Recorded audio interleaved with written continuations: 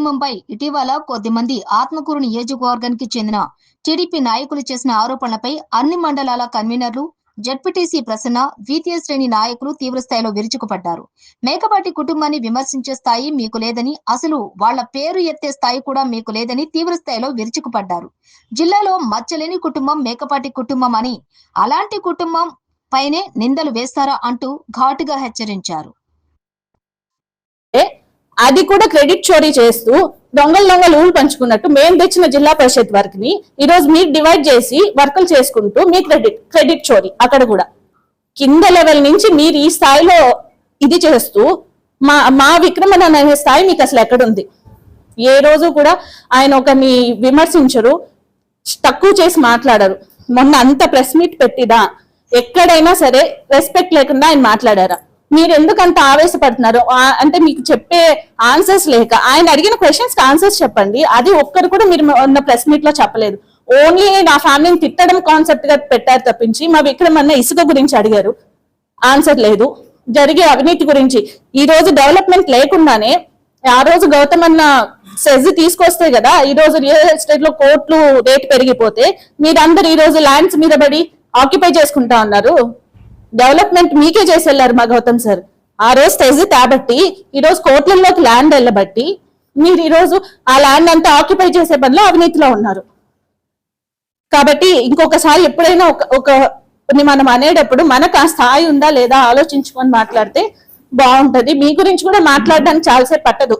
మాకు ఆ సంస్కారం నేర్పలేదు మాకంతే. Thank you. మోడల్ స్కూల్ వచ్చింది, మోడల్ స్కూల్ ఎత్తుకొని వచ్చి ఏడు పెట్టారు. ఆ వాళ్ళే కదా ఉన్నది, అప్పుడు నన్ను పెట్టియచ్చు కదా. లేదు ఇప్పుడు అధికారంలో ఉన్నారు, మా ఊరికి ఎంత డెవలప్మెంట్ చేస్తారు చేయండి. రేపు ఒక స్పెషల్ గురుకుల పాఠశాల తెచ్చిపెట్టండి. ఇప్పుడు ఉండే ఇస్తున్నారు కదా గురుకుల పాఠశాల 5 ఎకరాలు గవర్నమెంట్కి ఇచ్చే ఉంది, దాంట్లో పెట్టండి. సార్ వాళ్ళు ఇచ్చున్నారు, అది గ్రౌండ్ కిందనే ఉంది. మా ఊరికి వచ్చి 30 సబ్స్టేషన్ పెట్టించారు. ఒక ఆయన అంటాడు ఆ విజయరామ టైంలో రోడ్ వేసా సిగ్గుండాలు మాట్లాడడానికి. గుండాలైనా రోడ్లు అందరికి కామన్ టైంలో ఇద్దరు కలిసి ఉన్నారు, అప్పుడు రోడ్లు వేస్తున్నారు స్టార్టింగ్. అప్పుడు పాతకాలంలో అదే ఉంది కదా, వేశారు. దాని వద్ద ఆ రోడ్డు మళ్ళీ కొత్త రోడ్డు వేశారు కదా, కంపల్సరీ టు మెయిన్ రోడ్డు. వాళ్ళ ఇంటికి వచ్చి జనార్దన్ నాయుడు వచ్చి రోడ్డు వేసి ఇచ్చాడు.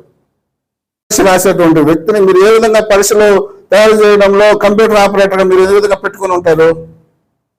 అతనే ఆ పేపర్ రాసుకున్నాడు, మరి ఎంతమందికి ఇచ్చాడో తెలియదు కదా.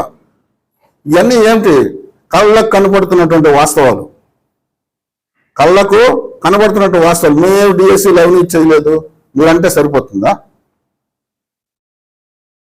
కాబట్టి డిఎస్సీ మీద సిబిఐ విచారణ తప్పకుండా చేయాల్సిందే. మన మేకపాటి కుటుంబాన్ని విమర్శించిన వారికి చెప్తున్నాము, మీరు ఎలా పడితే అలా విమర్శిస్తే, మీరు ఏది పడితే అది మాట్లాడుతూ ఉంటే ఎవరు తగ్గేవాళ్ళు ఎవరు లేరు. మీరు ఒకటి మాట్లాడితే మేము 10 మాట్లాడగలం. మీరు ఏమైనా ఇబ్బందులు పెడతారో, మేము అది చేస్తాం ఇది చేస్తాం అని అనుకుంటారో ఎవరు భయపడరు. మీ ఇష్టం వచ్చింది చేసుకోండి, మేము తగ్గేదేలే. మేము వైఎస్ఆర్ కాంగ్రెస్ పార్టీ, వైఎస్ జగనన్న అభిమానులం, విక్రమన్న సైనికులం. మీరు ఏదైతే చేసుకోండి, ఏం చేసుకుంటే చేసుకోండి. మా పార్టీ వైఎస్ఆర్ కాంగ్రెస్ పార్టీ, మా జెండా ఒకే జెండా.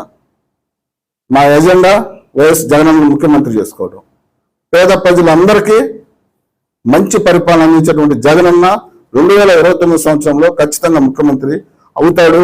అదేవిధంగా మన విక్రమన్న ఖచ్చితంగా మంత్రి అవుతాడు. ఈ నియోజకవర్గంలో అన్ని వర్గాల ప్రజలకు కూడా మేలు చేకూరుతుందని తెలియజేస్తూ, ఈ అవకాశం ఇచ్చినటువంటి పెద్దలందరికీ నమస్కారాలు తెలియజేస్తూ సెలవు తీసుకుంటాం.